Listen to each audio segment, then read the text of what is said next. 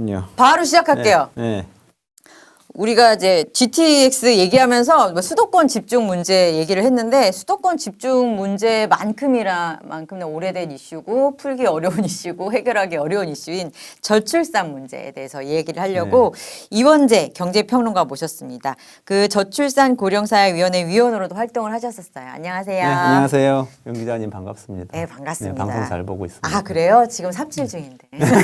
저희가 유튜브 오리지널이라서 좀 더 편하고 이제 가감 없이 이제 네네네. 편하게 또 혹시나 이런 얘기까지 해도 되나 싶었던 얘기도 편하게 하실 수 있는 그런 자리를 마련하려고 노력하고 있습니다. 진짜 저는 진행에서 많이 배우고 있어요. 왜냐하면 아. 저도 방송 진행하고 아, 있거든요. 끝내주는 경제라고. 아, 그래서 저랑은 비교가 안 되시잖아요. 아니요, 너무 잘하고 너무 많이 배우고 있습니다. 전문가라서. 오늘도 배워가겠습니다. 그래서 이제 저출산 이슈가 사실 너무 네. 우리한테 심각한 이슈이지만 사실 뭐 그렇지 뭐 저출산이 문제지 이렇게만 받아들이시는 분들도 많고 또 추상적인 느낌으로 받아들이시는 분이 많아서 이 문제를 어떻게 접근하면 좋을까 싶어서 봤더니 저출산을 좀 경제적으로 네네. 좀 그 프레임으로 좀 봐주실 만한 전문가가 우리 또 이원재 경제평론가님이시더라고요. 그래가지고 여쭤보려고 했어요. 그래서 먼저 이거부터 할게요. 저출산이 심각하다. 네. 심각성은 알겠는데요. 네. 이게 한국 상황 시계열적으로 쫙 보면 도대체 얼마나 심각한 건가. 저 글로벌 차원에서 한국이 그렇게 대단하게 심각해? 이거 한번 설명 좀 부탁드려요. 그러니까 이게 질문 정말 잘하시는 거예요. 그러니까 한국 차원에서 심각하다는 건 우리가 진짜 거의 공포 마케팅 수준으로 엄청 많이 들었잖아요. 소멸한다! 막 이러니까. 네, 한국 뭐 2090년에 나라 없어지고 뭐 이런 출산율 얘기 나온다. 많이 네. 했잖아요. 합계 출산율 저렇게 쭉 떨어지고 있죠. 근데 글로벌 차원에서 어떻게 되는지 진짜 중요한데 오늘 그것까지 같이 말씀드릴게요. 네. 그래프 나오는 거 보시면은 우리나라가 한 1970년대까지는 한 4명 정도 됐었어. 합계 출산율 4명이란 거. 합계 대단하셔. 출산율 개념 뭐냐면은 한 여성이 그 가임기라고 그러는데 20세에서 한 49세까지 그 사이에 낳는 아이의 숫자를 합산한 거예요. 네. 전체적으로. 네. 그러면은 이제 한 사람이 생애에 한 부부가 또는 뭐 한 커플이 생애에 아이 몇 명 낳냐. 요 지수이기 때문에 장기적으로 좀 영향을 주겠죠. 그게 70년대에는 4명 이상 4.5명까지 갔다가 쭉 떨어져서 지금은 작년에 확정치는 안 나왔는데요. 0.7 이하로 떨어질까 말까 지금 네. 그런 거 그거 고민하고 있어요. 0.7까지 떨어졌으니까 엄청 떨어졌죠. 그러니까 부부가 아기 한 명을 낳지 않는다는 얘기잖아요. 그렇죠. 네. 그러니까 예전 같으면은 예를 들어서 뭐 서울이 지금 출산율 0.5까지 떨어졌어요. 그러니까 서울의 예로 들면은 한 200만 명 이 가임기에 그 아이 낳을 수 있는 연령대에 이 커플들이 있다고 했을 때 이분들이 1970년대였으면은 4명이잖아요. 그러면 4명이면은 2 곱하기 4. 8명이 되는 거죠. 근데 0.5면은 2 곱하기 0.5해서 4명. 그러니까 2에서 1로 네네. 죄송합니다. 네. 2에서 1로 떨어지는데 근데 그 2명이 다 낳는 게 아니기 때문에 또 0.5가 돼요. 2명이 0.5가 돼서 200만 명이 50만 명 되는 마법. 한 세대 지나면. 네. 근데 한 번 더 세대만 지나면 지났는데. 한 번 더 지나면 50만 명이 어떻게 돼요? 그러네요. 12만 5천 명. 네, 이것이 계속된다는 전제로 네네. 이게 계속된다면. 그래서 사실은 저 출산율 떨어지는 게 되게 무서워 보이는데 보이는데. 그런데 이제 우리나라 그 사람들이 아까 처음에 말씀하신 것처럼 이게 심각하다고 잘 생각을 안 하는 이유가 있어요. 뭘까? 그게 느낌이. 그거는 정책하는 사람이 진짜 너무 몰라요. 몰라도 모르니까 저 그래프 보세요. 4명이었잖아요. 1970년대에. 네. 근데 쭉 떨어져가지고 이미 1998년에 1.5명 뭐 이렇게 돼요. 네. 그러면 그게 무슨 얘기냐면 이미 저출산이 30년이 진행이 됐어요. 그러니까 출산율 떨어진 트렌드가. 그리고 지금 트렌드는 그때 98년, 2000년 요때 1.5명 정도였는데 지금 0.7명이니까 그때 떨어진 것보다 오히려 떨어지는 트렌드로 따지면 속도가 줄었어요. 그 생각은 못했네요. 우리는 그냥 사실 계속 줄고 있어요. 두 명을 낳아야지 이게 유지가 되는데 그게 한 명이 된 지도 꽤 오래됐네요. 그렇죠. 그리고 그냥 옛날에 1970년대 우리 엄마 아빠를 보면은 애가 엄마 아빠 보면은 뭐 막 4명씩 낳네 이렇게 생각했다가 2000년대 오면은 내가 성인이 됐는데 그래 우리 엄마 아빠보다는 덜 낳아야지 나는 한 명 내지 2명만 낳을 거야. 그럼 1.5명 되는 거예요. 근데 지금도 우리 엄마 아빠보다는 한 반 정도 낳으면 되겠지. 똑같은 거예요. 2000년에 살고 있는 젊은 사람이나 지금 살고 있는 젊은 사람이나 체감도는 똑같아요. 그럴 수 있겠네요. 그냥 앞 세대보다 우리는 조금 더 자유롭게 살고 조금 더 일 많이 하고 뭐 이렇게 가는 거죠 점점. 그러니까 일단 이걸 생각해야 돼요. 이걸 모르니까 자꾸 출산율 떨어져서 난리 났는데 왜 이렇게 이 체감을 못하냐. 체감을 못하냐, 젊은 사람들 분발해서 애 많이 낳아야 된다 이런 얘기를 하게 되는데 이거는 약간 꼰대. 완전 꼰대. 당사자들은 체감할 수가 없어요. 아, 그리고 그런 센스를 가지고 접근을 해야겠다. 그렇지. 일단 이걸 딱 생각을 해야 되고요. 그리고 이제 글로벌 거 볼까요? 그리고 이제 전 세계적인 걸 봐야 되는데 사실은 지금 뭐 여러 나라 그래프가 나오는데 조금 복잡해요. 복잡한데 한마디로 요약하자면 전 세계의 출산율 다 떨어지고 있다. 그리고 특히 한국, 중국, 일본이 굉장히 심하게 떨어지고 있는데 한국, 중국, 일본 중에도 한국이 제일 심하게 떨어지고 있다. 한국이 제일 심하게 떨어지는 줄 알죠? 아니요. 그렇지 않아요. 중국이 제일. 맞아요. 지금 초록색이 중국이거든요. 맞아요. 저게 무슨 뜻이냐면은 1970년대 중국의 합계 출산율이 6명, 7명 갔다는 거예요. 근데 지금 정말 놀라실 텐데 이미 2021년에 중국 통계가 빨리빨리 안 나와요. 3년 전 통계인데 중국의 합계 출산율이 1.15명이었어요. 그러니까 우리나라보다 훨씬 더 떨어지는 속도가 가파르게 떨어지고 있어요. 근데 이걸 생각해야 되는 이유가 뭐냐면 우리가 지금 쓰고 있는 공산품들 다 어디서 만들었어요? 다 중국에서 만들었어요. 미국 사람들이 쓰고 있는 애플의 아이폰 어디서 만들었어요? 중국에서 만들었어요. 자동차 어디서 만들었어요? 테슬라 어디서 만들었어요? 중국에서 만들었어요. 세계 공장이잖아요. 그렇죠. 근데 중국이 이미 이렇게 출산율이 낮아진 지 한참 돼서 그래서 지금 생산 가능 인구라고 일할 수 있는 인력이 줄어들고 있고 15세에서 64세. 15세에서 64세 사이 인구가 줄어들고 있고 전체 인구도 이미 재작년부터 줄기 시작했어요. 14억 2천만 명 좀 넘었다가 지금 14억 1천만 명으로 가라앉았는데 이제 앞으로 쭉쭉쭉 갈 거고 고령자 인구 비율도 지금 중국 노인이 몇 명일 것 같으세요? 아유, 가늠도 안 돼. 중국 노인 벌써 2억 명이거든요. 우리 고령화 많이 진행돼 가지고 우리 5천만 명 인구의 나라인데. 인구인데 지금 어르신 우리 한 1천만 명 되는데 그래도 우리 뭐 큰일 났다고 그러는데 중국 2억 명인데 이거 10년 20년 지나면 3억 명 4억 명. 세계 공장에서 생산 가능 인구가 줄어들 경우는 글로벌 경제에도 상당한 영향이 있겠네요. 그렇죠. 그래서 전 세계 출산율도 낮아지고 있고 이것까지 같이 봐야 된다. 이것까지 일단 말씀드립니다. 거기까지 보고 이제 갈게요. 그럼 본격적으로 이런 식의 뭐 우리나라뿐 아니라 세계적인 변화가 나의 자산에도 영향을 미칠 수 있다라는 사실 충격적인 문장을 소개해드리고 싶어요. 왜냐면 이 정도 설명을 해드려야 이제 저출산이 그래 당장에 나에게 타격이 있는 이슈야라고 받아들이시는 분도 많을 것 같아서 그렇게 접근을 좀 하고 싶은데 저출산이 어떻게 영향을 미치는지 본격적으로 볼게요. 제일 먼저 당연히 나온 얘기가 아까 노인 인구 말씀을 하셨는데 부양. 그렇죠. 부양과 관련된 비용이겠죠. 이거는 결국 세금으로 나타날 수밖에 없는 거 아닌가요? 그렇죠. 결국에는 그렇게 되는데 조금 이제 이걸 나타내는 개념이 있어요. 그게 부양 비율이라는 개념인데 그거는 한 사람의 노동하는 사람이 일하는 사람이 몇 명을 먹여 살려야 되나. 부양자, 피부양자라는 개념이 있잖아요. 이 비율을 나타낸 거예요. 그래서 보통 그림을 그릴 때 저 같은 이제 생산 가능 인구가 가임기는 얼마 이제 안 남았지만 생산 가능한 연령은 많이 남았거든요. 한 명이 이렇게 여러 명을 떠받치고 있는 이런 그림으로 많이 나타나더라고요. 그렇죠. 네네네.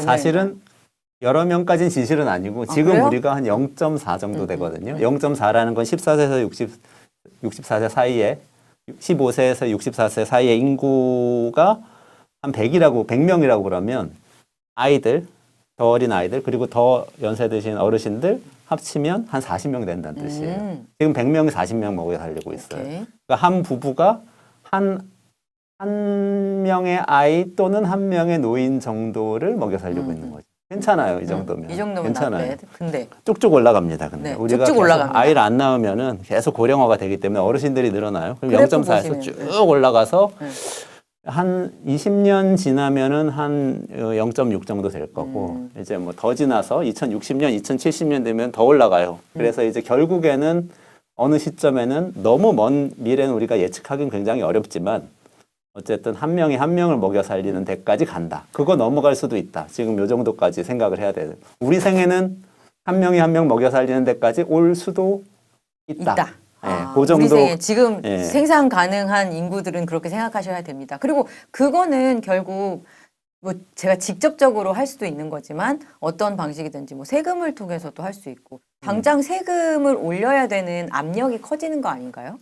그러니까 전체적으로 보면 이런 거예요. 그 구조는 똑같아요. 일을 해서 돈을 버는 사람들이 있어요. 그리고 일을 할 능력이 상대적으로 떨어져서 돈을 벌지는 못하는 분들이 계세요.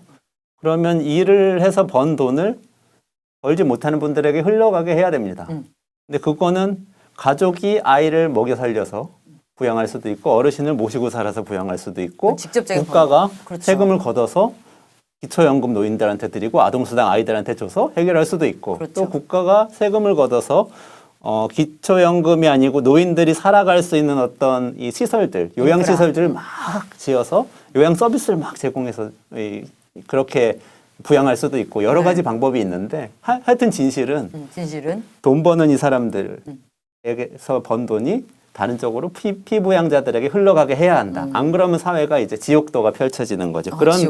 그런 그래프인데 네. 제가 한 가지 더 말씀드리고 싶은 게 있어요. 이거는 좀 공포 마케팅일 수도 있어요. 왜냐하면 우리는 이미 우리가 생각하는 미래 최악의 시나리오 있잖아요. 부양비가 한 명이 한 명 먹여 살리는 거. 그 시나리오를 이미 지나왔어요. 이미 벌써? 이미. 1960년대, 70년대에. 그래요? 왜 그러냐? 그때는 아이들이 엄청 많았어요. 아, 우리가 지금 고령 인구만 생각하지만 아기들도 피부양 네, 피부양자들이잖아요. 대상이니까. 네. 그러니까 그때는 부모님들이 정말 힘들었죠. 힘들게 일해서 초급 목피에 아이들 막 7명, 8명씩 옛날 영화 보면 나오는 그런 장면들 있잖아요. 먹여 살리면서 살아온 거예요. 그런데 그게 어르신들로 옮겨가는 거예요. 아, 그렇군요. 미래 이렇게 생각하면 되는데 그러니까 꼭 이 그림에 너무 못할 건 아니다. 하지만 힘들다. 그리고 힘들다. 많이 변화해야 된다. 뭐 실제로 이런 게 경제적인 타격이 있는 것도 사실이다. 그리고 한 가지 더 말씀드리고 싶은 게 있는데 계속 이렇게 말씀드려도 되는 거예요? 네. 애 많이 낳아 그러잖아요. 지금 정부에서 뭐 국민의힘 뭐 민주당에서 다 출산 대책 내놓고 그러는데 애를 갑자기 많이 낳잖아요. 그럼 훨씬 힘들어져요. 아, 왜 갑자기 부양비가 폭증하기 부양비가 때문에? 지금 어르신들도 모셔야 되는데 그리고 어르신들 간병하고 돌봄하고 이렇게 사람 손이 가야 되는 아니, 일이 근데 걱정하지 많거든요. 마세요. 갑자기 아이들 많이 때문에. 나올 일은 없어요. 못 그러진 나올 것 않- 같아요. 네. 그럼 다행이고. 그 정도의 또 인프라나 아까 말씀하신 어떤 배분 방식이 구조화가 돼 있으면 문제가 없는데 지금은 전혀 그런 거 없이 애가 많이 나온 문제이긴 할 것 같아요. 하지만 제가 딱 분위기를 봤을 때 그럴 일은 그럴 굉장히 일은 없다. 보이네요. 그러니까 사실은 이런 그래프들을 보면요. 저출산 문제는 이미 둑이 터졌어요. 어떡해요. 그 둑이 터져서 근데 왜 막 아무도 몰라? 옛날에 뭐 네덜란드에서 뭐 어떤 소년이 가가지고 이렇게 둑에 구멍 난 거 밤새 주먹으로 막아가지고 구했다는 그런 거짓말 있잖아요. 그거 그래서 거짓말이에요. 영웅으로 남고 동상도 해줬는데 그런 일 없었다고 그러는데 지금은 물이 들어오고 있어요. 이렇게 막을 수 있는 게 아니니까 저출산 대책 지금 근시안적으로 뭐 내놓을 게 아니고 사실은 물 들어오는 거 어디까지 들어올까? 사람들 대피시켜라. 이렇게 얘기해야 그 되는 그런 정도예요. 상황이에요. 대피해야 될 수준이다. 그러면 또 맞아. 부양비가 그렇고 노동력 결국에 아까 뭐 인구가 생산 가능 인구 아까 말씀해 주셨는데 그러면은 생산을 하는 사람들이 줄면 그것은 곧 소비를 하는 사람들을 준다는 거고 일할 사람이 없고 쓸 사람도 없고 그러면은 굳이 공장을 많이 돌릴 필요도 없고 이렇게 되는 거잖아요. 아, 그게 여기서부터 제가 사실 통념하고 다른 말씀을 드릴 이것도 거예요. 또 다른 통념인가요? 여기서부터 좀 다른 게 있어요. 뭐 왜냐하면 잠깐 경제학 교과서로 돌아가 보면 네. 너무 어렵게 해주지 마세요. 쉽게 할게요. 쉽게. 네. 어떤 물건의 가격이 오르려면 어떻게 해야 돼요? 수요가 많아야 된다. 많아져야 되죠. 공급이 공급이 줄거나. 줄어들어야 되고. 네. 그러면 거꾸로 공급이 늘면 가격이 떨어지고 네. 수요가 줄어도 가격이 그렇죠. 예, 수요가 줄면 가격이 떨어지죠. 오르겠죠. 수요가 줄면 가격이 수요가 떨어지죠. 줄면 가격이 떨어지죠. 이걸 염두에 두고 네. 자, 일해서 돈을 많이 버는 사람이 있어요. 그리고 일을 전혀 하지 않고 보조금만으로 살아가는 사람이 있어요. 다른 조건이 일정하다고 할 때 이 노동자와 피부양자 사이에 누가 더 저축을 많이 할까요? 노동자가 저축을 더 많이 하겠죠? 하겠죠. 그러면 소비는 번 돈 마이너스 저축이에요. 그러면은 소비율은 누가 더 높을까요? 아, 소비율 자체는 부양 대상자가 많겠네요. 맞아요. 그러니까 우리 경제 GDP가 일정하다면 피부양자가 많을수록 소비가 늘어요. 아하. 저축이 줄어요. 아, 부자가 소비를 많이 하지 않는 것이랑 비슷한 그렇죠. 이치네요. 네. 노동자는 아껴놨다가 네. 나 나중에 써야 되니까 저축을 해놓는다고요. 근데 이게 사실은 자산 시장에 어마어마한 영향을 미칠 겁니다. 왜 그러냐면은 네. 자산 시장 중요하죠. 네. 이제부터 이제 조금 자산 시장으로 넘어가서 넘어가시죠. 자산 시장, 물가 이렇게 좀 경제 얘기를 해볼게요. 지금 금리가 제일 관심사잖아요. 고금리죠. 고금리인데 저금리로 이제 갈 거냐 말 거냐. 근데 이 인구 문제 때문에 사실 글로벌하게 장기 고금리로 갈 가능성이 높다는 게 어허. 경제 전문가들 얘기예요. 내리더라도 중금리 수준에서 유지될 거다 이런 그렇죠. 얘기들은 하더라고요. 네네. 옛날처럼 제로금리 이렇게 가는 거는 생각하지도 마라. 어허. 왜냐하면 근데 그게 이런 거예요.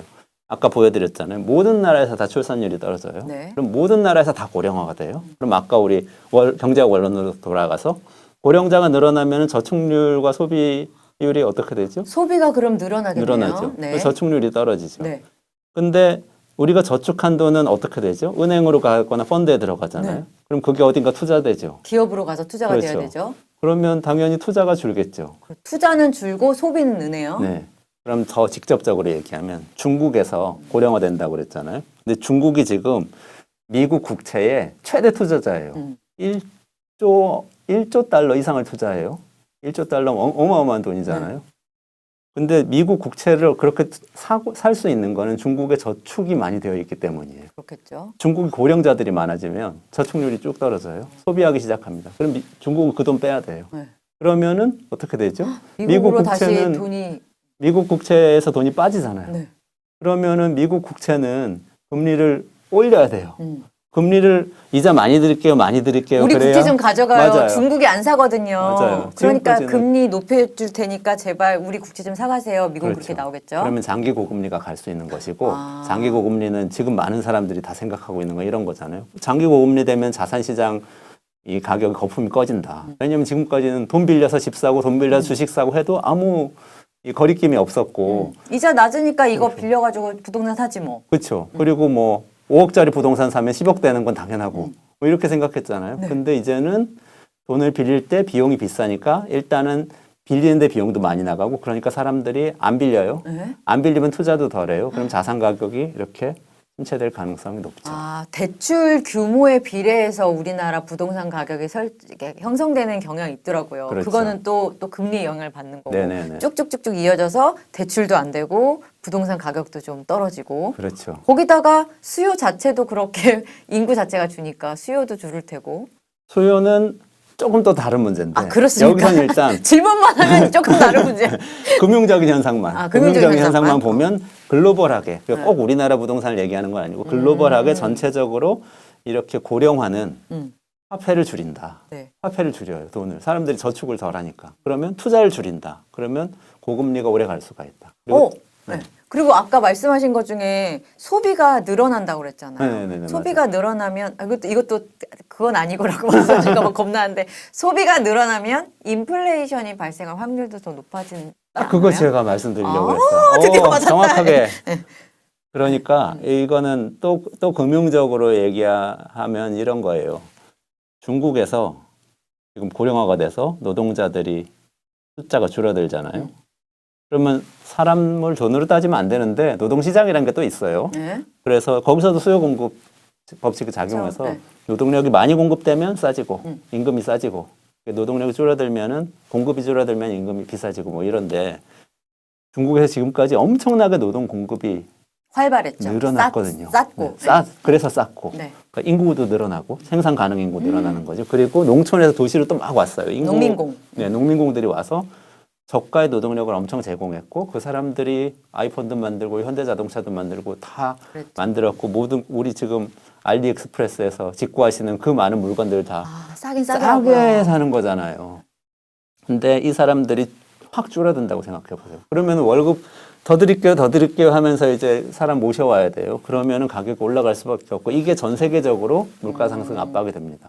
그렇겠네. 중국의 기본적인 규모 때문에 발생하는 게 좀 있겠네요. 글로벌한 파급력이. 그렇죠. 지금까지 그러니까 사실은 1990년대 초반에 중국이 그 공기업 민영화하고 시장 개방하고 투자 개방하고 WTO 가입하고 하는 쭉 일련의 과정을 거친 후부터 한 30년 동안이 사실 호황기. 비정상적인 호황기.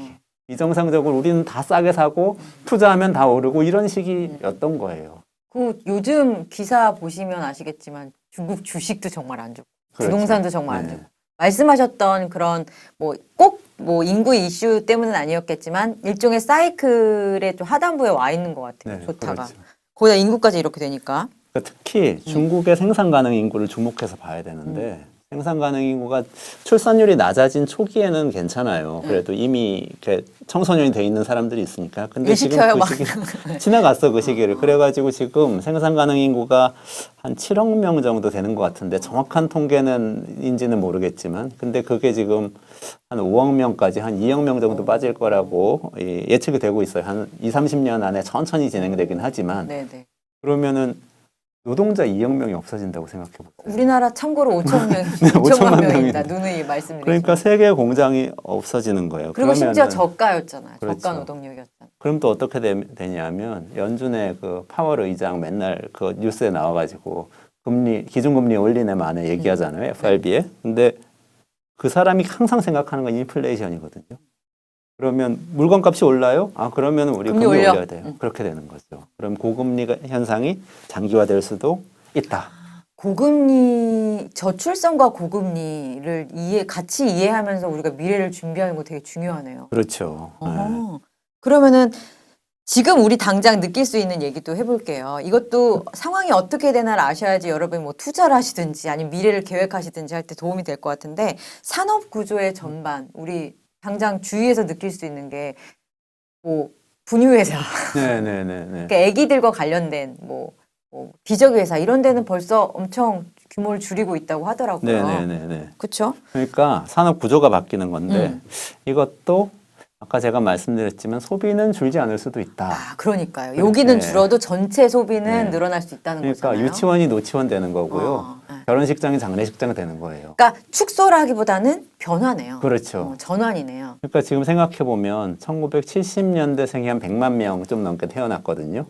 근데 작년에 한 25만 명 정도 태어난 것 같아요. 그러면은 한 4분의 1 차이가 나니까 이렇게 되면은 25만 명을 기다리면서 소비 시장이 발전하진 않아요. 100만 명을 따라가요. 그러면은 1970년대생이면은 지금 한 50대죠. 그렇죠. 지금 해보시면 유튜브 해보시면 느끼지 않으세요? 그러니까 구독자나 이 청취자들도 40대, 50대가 되게 많고. 맞아요. 젊은이들은 모두 어디 있지? 약간 젊은 이런 생각 분들한테 들어요. 우리는 얘기하고 싶은데, 네. 근데 그거는 숫자가 많아서 그래요. 그렇구나. 소비 시장 그러면은 광고도 그분들 타겟으로 하게 되죠. 제품 개발도 그쪽으로 하게 되죠. 그러면 쫙 같이 늙어가는 거예요, 산업이. 선거에서 정책들도 그렇게 되겠죠. 점점 어린 아이들이 살기 어려운 환경이 될 수도 있겠네요. 약간 이해를 달리하는 것도 요즘에 되게 많아요. 그러니까 사실은 그렇게 생각을 하는 게 중요한 거예요. 그러니까 내가 지금 유치원 하고 있다. 네. 그러면은 어떻게 지금 고객들과 함께 자라나지? 내가 계속 이거 생각하면 안 되겠네. 계속 유치원을 하면 안 돼. 안 되겠네. 이렇게 되는 거죠. 계속 어린이 장난감 팔고 있으면 어린이 장난감 만드는 공장을 어르신들 왕구 쪽으로 이렇게 어르신들 해볼 수 없나? 아니면 뭐. 청년들 갖고 놀 수 있는 뭘 만들어 이렇게 그러게요. 같이 키덜트 이렇게. 쪽으로 한번 돌려봐야 되지 않나? 이런 식으로 사업 방향을 바꿔야 된다. 그렇게 되는 거죠. 이게 경제에도 어마어마한 영향을 미칠 것 같고 산업 구조에. 맞아요. 그리고 엄청나게 성장할 산업은 간병과 돌봄, 실버테크. 네, 실버테크예요. 여기는 근육 슈트 이런 거. 아이고 침. 흥분했어요. 엄청나게 사실은 투자가 지금 이미 되고 있어요. 그러니까 지금 우리 그 실리콘밸리에서 뭐 로봇 개발하고 뭐 이런 거 있잖아요. 그 중에서 지금 제일 유망한 게 뭐냐면 돌봄 로봇이에요.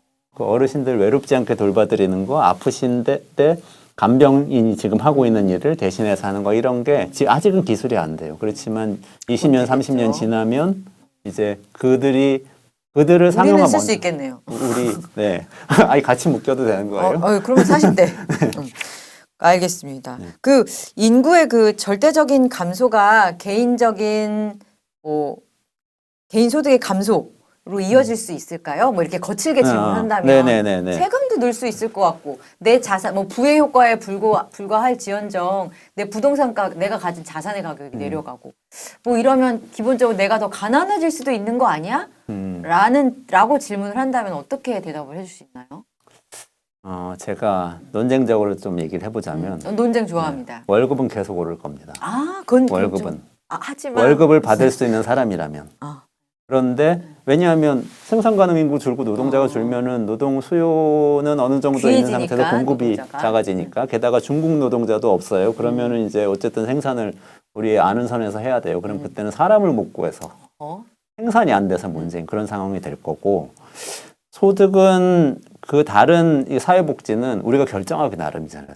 정치 투표를 유형이죠. 어디다 투표를 해서 그 정당이 복지를 늘리자, 사회복지 늘리자 하는 정당이면은 나중에 뭐 기본소득을 도입하든 뭐 보편적 복지를 하든 막 늘릴 거고, 그게 아니고 우리는 복지를 개혁하겠습니다. 뭐 이런 개혁이 줄인다는 거잖아요, 보통. 그런 곳이면 이제 쭉 줄이게 될 거고. 이런 그러면은 이제 어르신들은 알아서 살아라. 네. 이런 것도 충분히 가능한 시대인 것 같아요. 그런 걸 결정하기도. 그렇게 되면 정말 비극이죠. 살벌한 비극이에요. 시대긴 네. 해가지고. 근데 또 정치권이 그러진 않을 수도 있어요. 그러니까 보수 정당들이 요즘 어떻게 움직이냐면요. 우리 공화당이라고 있잖아요. 조원진 대표. 네네네. 맞죠? 한국에서 굉장히 보수적인, 국민의힘보다 더 보수적인 태극기, 정당으로 예. 네, 분류되잖아요. 근데 우리 공화당의 대표 공약이 뭔지 아세요? 뭐예요? 어르신 연금 월 50만 원. 기초연금 상향 조정이에요. 복지 확대. 그러니까 보수는 원래 복지 축소인데. 보수 그렇지만 또 아니네. 지지자들 따라가는 거죠. 역시 시장 프렌들리하게 가시는 거구나. 그렇죠. 거기도. 그러니까 그런 걸 생각하면은 네.